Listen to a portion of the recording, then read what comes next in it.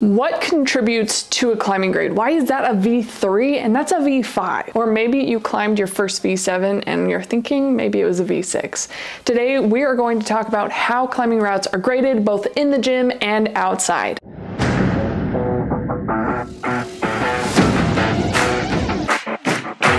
Hi, I'm Sarah from Send Edition, and welcome to 3 Minute Thursday, the show where we talk about all things climbing in under 3 minutes every Thursday. I actually talked to Team USA route setter Mike, and he walked me through what he does when he creates competition routes. It was a really fun interview. If you want to check that out, I'll be sure to share it at the end of this video and in the description below. Without further ado, let's put time on the clock and get started. When it comes to climbing grades, we often try to correlate what one grade is from one gym to another gym. You'd think that a V3 in one gym is a V3 in another gym. There are a few standards such as the length of the climb, how weathered the handholds and footholds are, how greasy they are, how difficult it is to clip gear if you're lead climbing, for example. As you can tell from that list, it's actually pretty subjective. There is a process. Step one, a climber finishes the route, and then they evaluate the types of techniques and moves that they used and what their experience is with that challenge of a climb. So if they're a V4 climber and they found that climb was really challenging and it used everything that they know, they're probably going to rate it a V4 or a V5. Step two is sharing that grade with their friends, maybe on Mountain Project or something like that, and then other climbers go and climb that route. They consider the grade V4 or V5, and then they decide whether or not they agree with that grade. Usually their chosen grades is recorded on an app like Mountain Project or on Reddit or something like that, where there's forums of people grading routes. And then after a bunch of people have voted on how hard they think that route is, it is established. Then when someone intends to include that climb in a guidebook, they may go and climb the route themselves and make a decision, or they just look at the ratings on Mountain Project, for example, and go, okay, 10 people said this is a V4, I'm putting it in the guidebook as a V4. Not very scientific.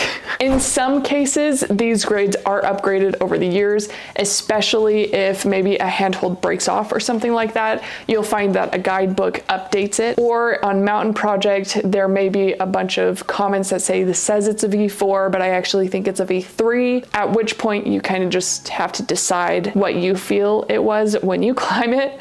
It's not very scientific, but that's kind of how climbing is. It's not very scientific. When it comes to indoor climbing, it's pretty similar. The difference is, instead of someone climbing a route and getting a bunch of other people to climb the route and make a decision together, one climber, a route setter, will create a problem. If they're trying to create a V4 problem, they'll make the moves that they think is a V4 problem. And most climbing gyms have a team of people that will then repeat the route and see, yeah, I think it was a V4, maybe a soft V4, or whoa, this move is way too hard for a V4. 3 out of 4 of us think it's a V5, so the climbing gym will make it a V5 in that case. One thing a discussion like this often brings up is, does that mean that climbing indoors is easier than climbing outdoors, or vice versa? And some gyms have route setters that are mostly outdoor climbers, and so most of their routes will have the same movements as outdoor climbing. However, outdoor climbing has a mental space that makes the routes much more challenging than you would when you have a super safe environment. So outside, that route might either be a grade higher, or the route inside feels like it's easier.